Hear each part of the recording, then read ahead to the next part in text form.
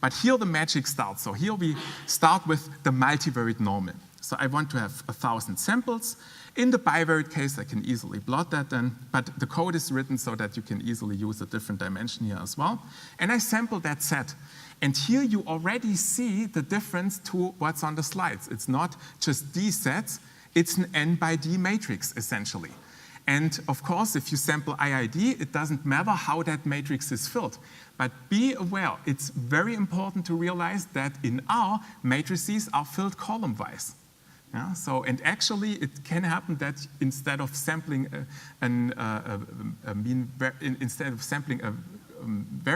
normal variance mixture, you accidentally sample a mean variance mixture, which also mixes the mean, which is not even elliptical anymore. Yeah, so be extremely careful here. Test the samples you get. So this is essentially 1,000 independent normals. And then I want to put some covariance matrix on top. Yeah, so I get this shape. So I go through fairly quickly, but just highlight the most important aspects. Then, of course, I can move that somewhere else, right? So this is just my mu, essentially. Now I can even make the correlation smaller, yeah, and overlay that sample. So you see, of course, the smaller my correlation, or the larger in absolute value, actually, that's the right way of saying it, the more my samples lie on a line, right? This is what Paul mentioned. Correlation being plus or minus 1, almost surely they lie on a line. So this is what we had too. So this seems to work as well. I can switch the sign of the correlation matrix. Yeah, so I simply get the slope in the other direction.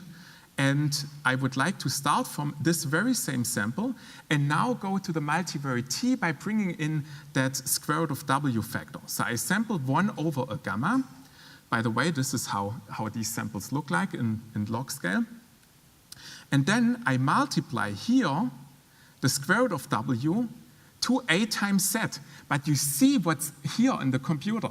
I need to transpose my set, then matrix, careful, matrix multiply with A, transpose that again, multiply with square root of W, and then repeat the location vector correspondingly. Yeah? So, and here this is a vector, this is a matrix. But R matches, recycles the values correspondingly. I just have to make sure I do that in the right way. I have to repeat the mu n times. Otherwise, my location, let's say 1, 3, will be repeated column-wise, 1, 3, 1, 3. And suddenly, each other sample comes from a different location. I will not get an elliptical distribution. Be extremely careful here. Good, so I can do that.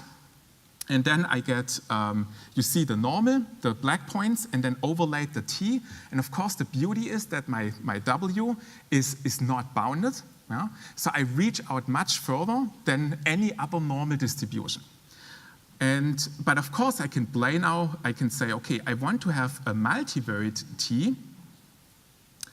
Here, an independent one, the black dots. You see almost a cross here. Yeah? You almost see no points in these corners. There's no dependence. But then I want to have an uncorrelated T. Remember, for the normal, independence equal to uncorrelatedness. For the T not, because you have the square root of W there.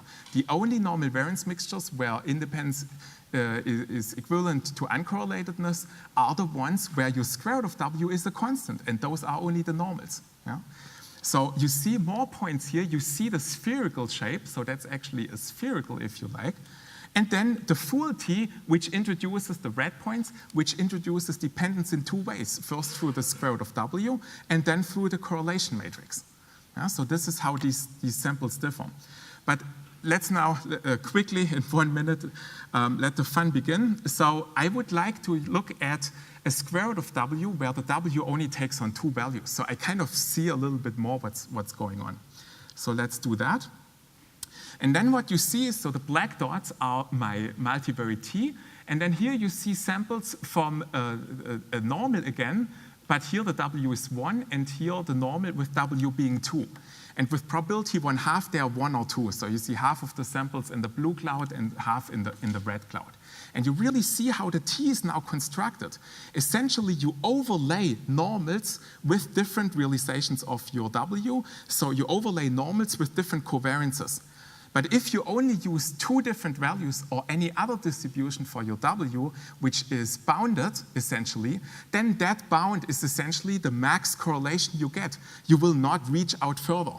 But the beauty for the T is, of course, that the distribution of the W is unbounded. So you do reach out much further every once in a while.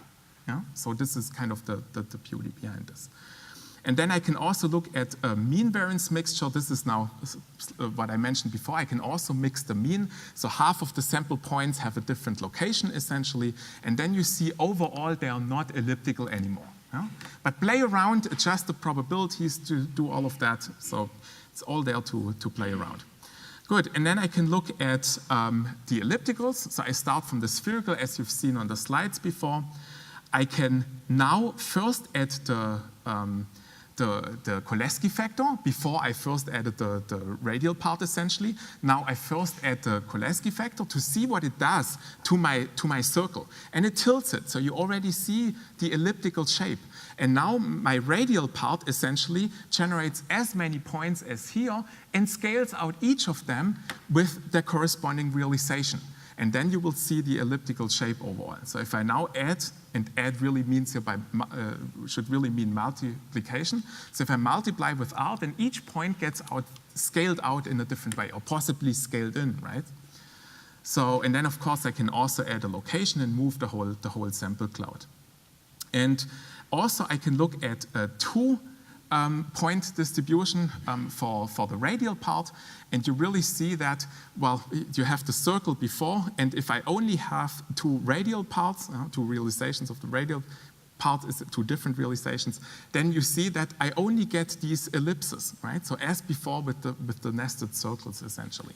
Yeah, so again, an elliptical distribution just overlays these ellipses for different radial parts. Yeah? And of course, if the radial part is unbounded, then you get further and further out. Yeah? So yeah, that's essentially it. Enjoy your lunch.